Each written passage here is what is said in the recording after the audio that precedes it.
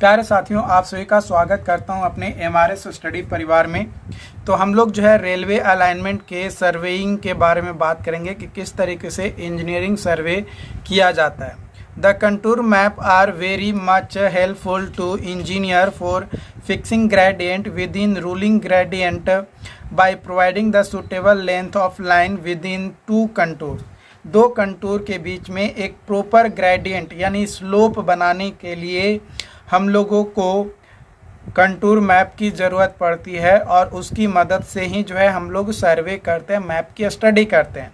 This study of map prior to actual survey work is known as map study और paper location.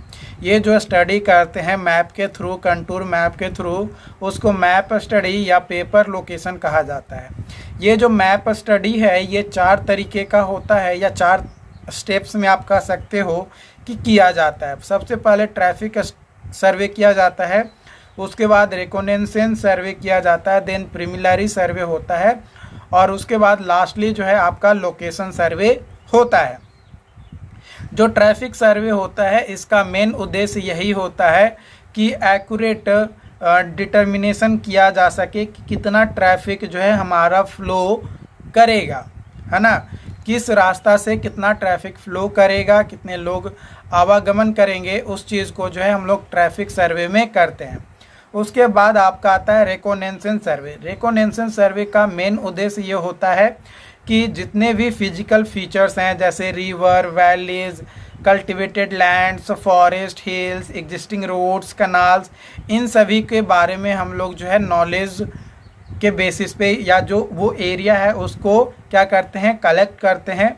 इसके अलावा जो geographical information होते हैं जैसे किस तरीके का सॉइल है ना, ग्राउंड का सरफेस फॉर्मेशन कैसे हुआ, कोई हिल्स का स्लोप कितना है ना, एग्जिस्टिंग रॉक्स का डीप क्या है, उसको जो है देखते हैं।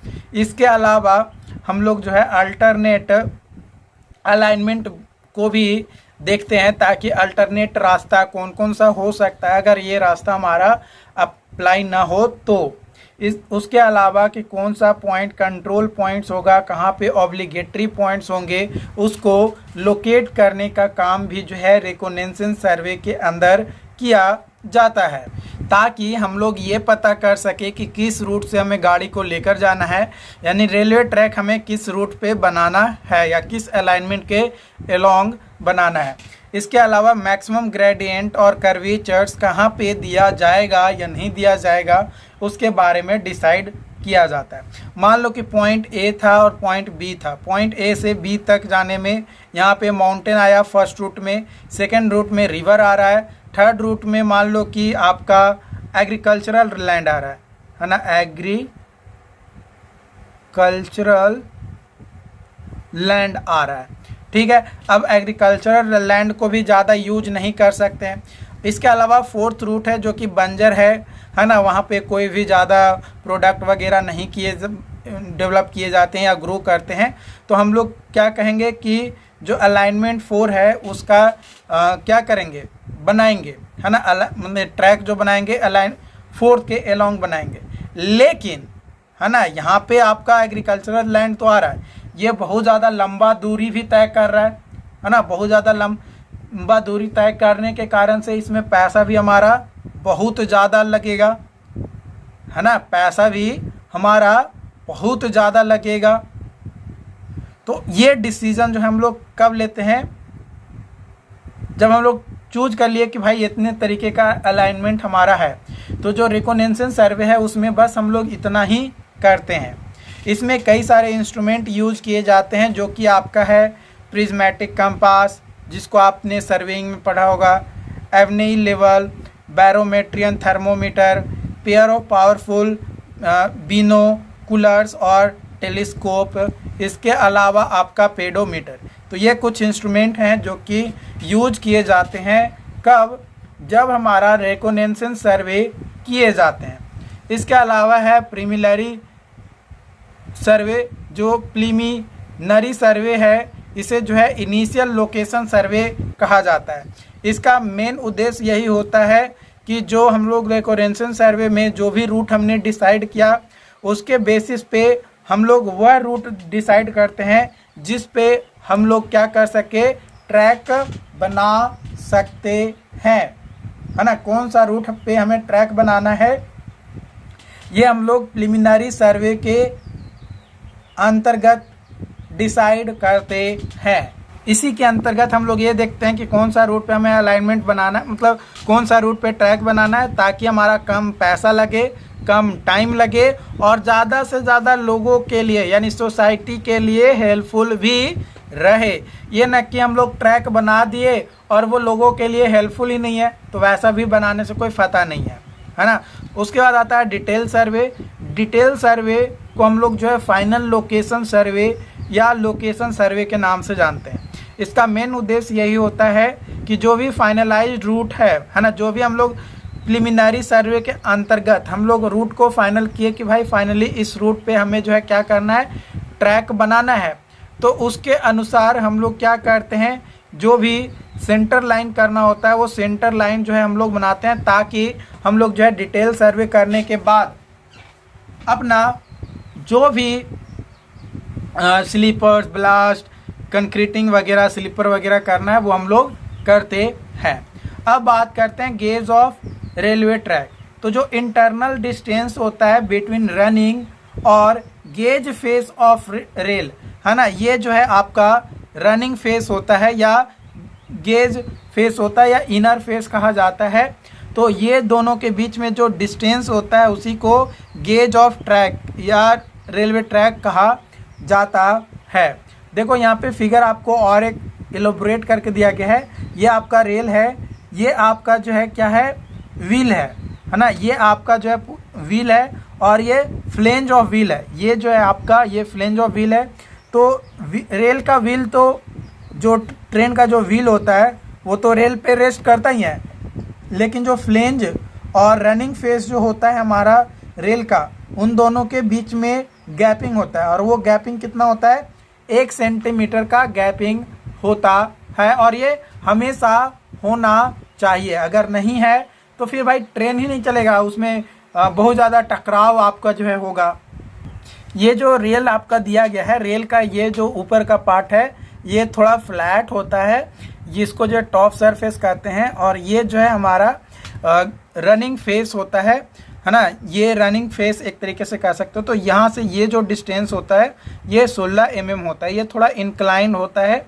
जो गेज मेजरमेंट होता है वो 16 mm from top surface, top surface से 16 mm नीचे जो पार्ट होता है, यहाँ से दो रेल के बीच का जो डिस्टेंस होता है उसको से जो हम लोग गेज का मेजरमेंट करते हैं। ये न कि टॉप सरफेस से टॉप सरफेस मेजरमेंट करते हैं, नहीं, top surface to top surface rail के बीच का डिस्टेंस को गेज डिस्टेंस नहीं कहते हैं, बल्कि टॉप सरफेस से 16 mm नीचे आएंगे रेल के सेक्शन का, तो वो जो डिस्टेंस होगा वहाँ से हम लोग जो है डिस्टेंस मेजर करेंगे अगले रेल सेक्शन के, तो वो जो डिस्टेंस होगा उसी को जो है गेज ऑफ ट्रैक कहा जाता है। गेज जो है कई तरीके के होते हैं, उसका लेंथ और वो कहाँ पे यूज जनरली किया जाता है उसके बारे में अब हम लोग डिस्कस करेंगे। तो ब्रॉड गेज, इसको बीजी से लिखते हैं। जहाँ जहाँ भी आप फिगर में या अब आपको नोट्स में बीजी देखने को मिलेंगे उसका मतलब समझिएगा कि ब्रॉड गेज होता है, ठीक है।